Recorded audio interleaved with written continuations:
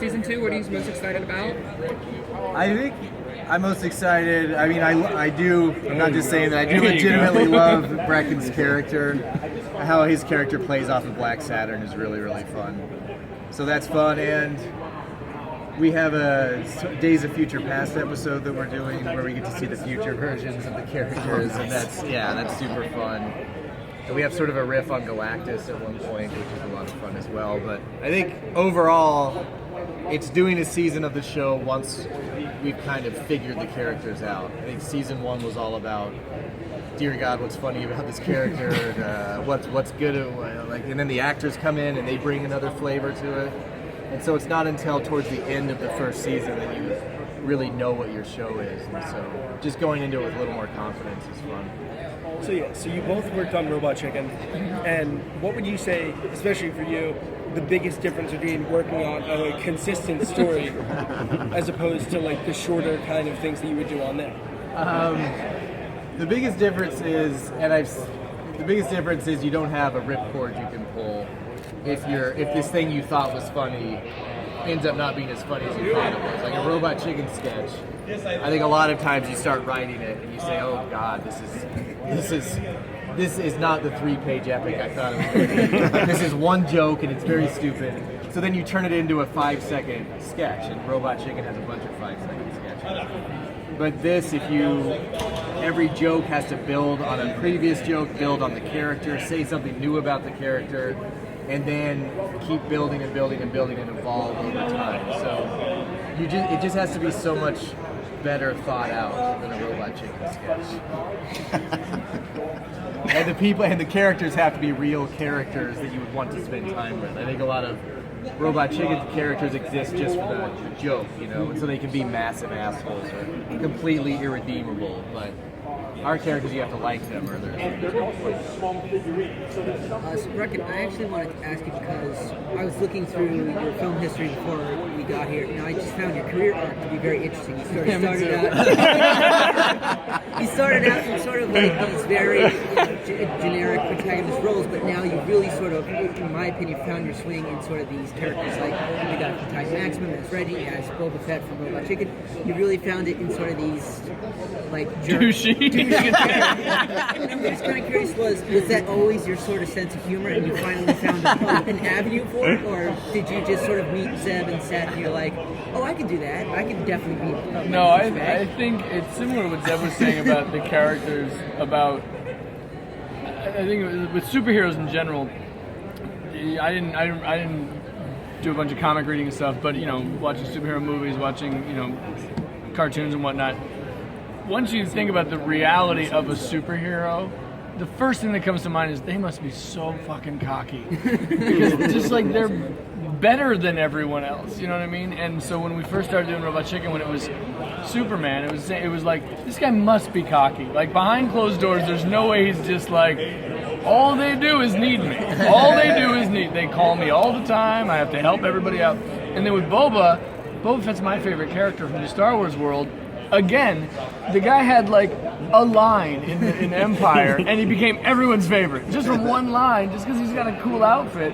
So again, it just lends itself to like, that's a cocky son of a bitch. It's just like, y'all called me, y'all just need him back, huh? Like they didn't know he was gonna be a Jedi, but everyone wanted him to be, stuff like that. But so I just think the best thing about animation, as an actor, the best thing about animation is probably won't play Boba Fett live action anytime soon. Probably am not going to play Superman.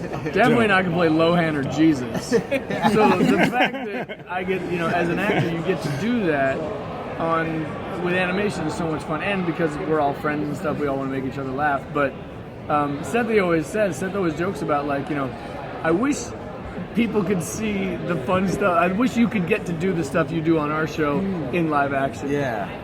And I do too. Like there are times where I'm like, I wish I could bring that to my shows, to my movies and stuff like that. And you just can't.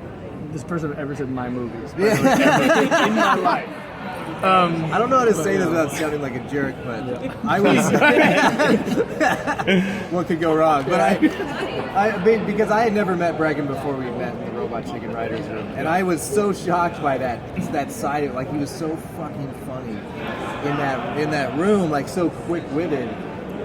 Because I think he does. I mean, you do play like more like the straight leading man type. generic. Yeah, and I was like, oh my god, this man is hilarious. So yeah, it would be fun to see you just play a douchebag prick and stuff. It would be and we've talked about, like, Seth and I have a thing we're writing together right now, and it's like the idea of, like, all right, now that we're all very comfortable with me being a douchebag, how do we present it to the masses?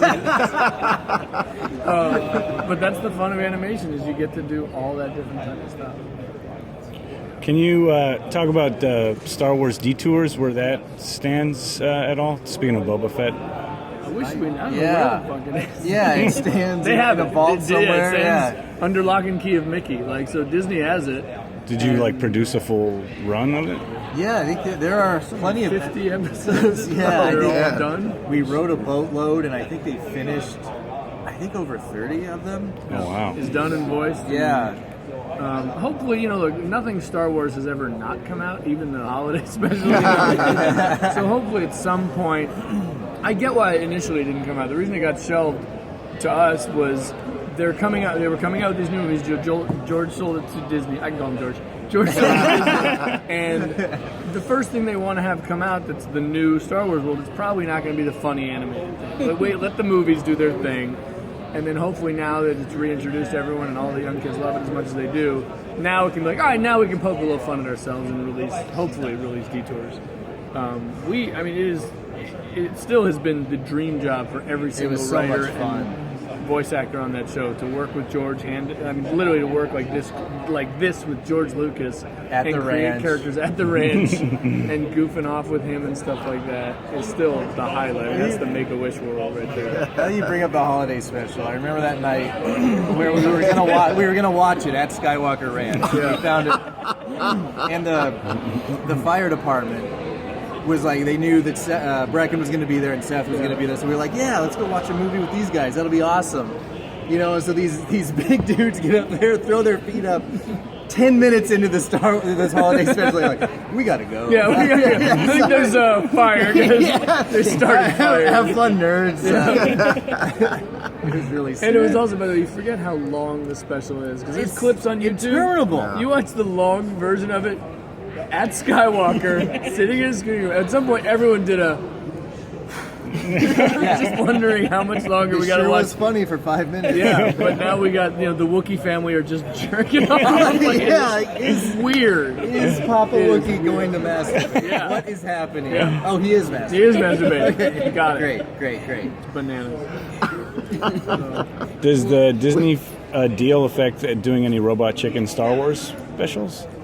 I don't think so. No, I think Kathleen Kennedy's been on board, and we haven't done another one. We haven't talked about it yet. Yeah, it just feels like after 3, I think everyone just felt like we had done it. And I know we all wrote on them, and it was like, we were coming up with some weird shit. Sketches about, like, maybe let them make 3 more movies. Yeah, and we then need some new double info. back. Yeah, we need some new info here. We were down in there scraping. Yeah, we need to refill the bucket where we can go through it. Yeah. So Breckin, I wanted to ask because in the previous answer you were saying that you didn't read comics growing up. Yeah. You were just sort of thinking about Superman and Boba Fett as just sort of concepts. And I'm just kind of curious if you felt that the fact that you weren't sort of inundated as much as Seth was sort of a positive asset that you could bring a new perspective, and how has that changed as you've sort of gotten more involved with it, read more? I still haven't. I think it, but I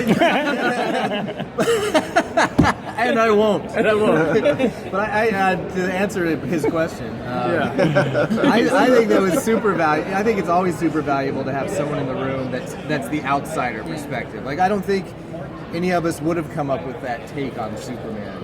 That whole, oh, well, I'm Superman. But I mean, Breckin saw that and was instantly just like, oh, I don't need anybody. I'm a massive jerk with my head up my ass. Yeah.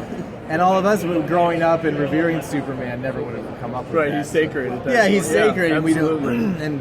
And for Breckin to come in and instantly see that, and we have another writer who barely knew Star Wars and called the Millennium Falcon a flying saucer as he was writing it. But it, just had a skewed take and ended up writing some of the funniest sketches. So I think it's very, very valuable. And we have, the good thing about the Robot Chicken, and now it's getting less so because everyone's learning about it, but like I used to say, in our room, there's guys who could tell you what Boba Fett ship's called. Then there are people who can tell you what it runs on, and then there's people who can tell you who built it, you know, in the lore. And I think it's good to have all this perspective, so you don't just get nothing but inside baseball, super inside comic book world. Where I'm like, I don't even know. Like, I just asked him what day, present, future. Days of Future Past. Right, like I had to get that explained to me about what that was. And then when he asks, you have to explain it in one sentence. Or his eyes will you're I'm out. Or he'll I'm stumble out. off, and then you're the asshole sitting there explaining, Kitty Pryde's brain was transferred into... Literally, just the fact that you just said Kitty Pryde, that's enough. If you keep going, All right, I'm out. Yeah. Done. So, yeah. Zeb, it seems Jubot was easily converted into Jubot. Might he be easily converted? Could he ever be like Scientology bot or a Catholic bot?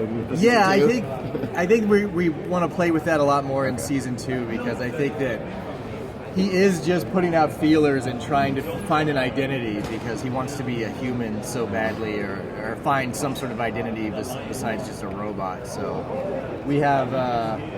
I'll give you a little spoiler. We have an emo bot showing up where he has a little bit of a crisis, and that ended up being really fun. And I really liked in season 1 when he turned off his Wi-Fi and became the hick bot. I think that was really fun. So we want to do that as often as possible. So how did you approach making a Christmas episode?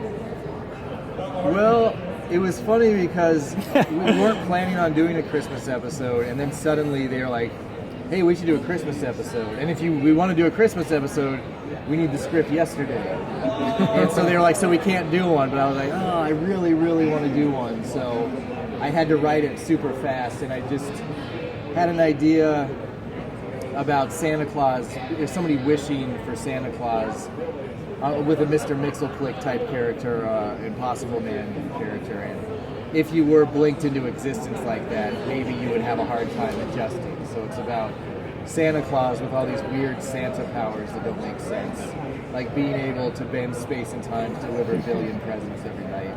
And then his brain kind of going off and kind of turning to goo and him going crazy. All right, thanks Thank so you much. guys. Thanks a lot. Thank you guys.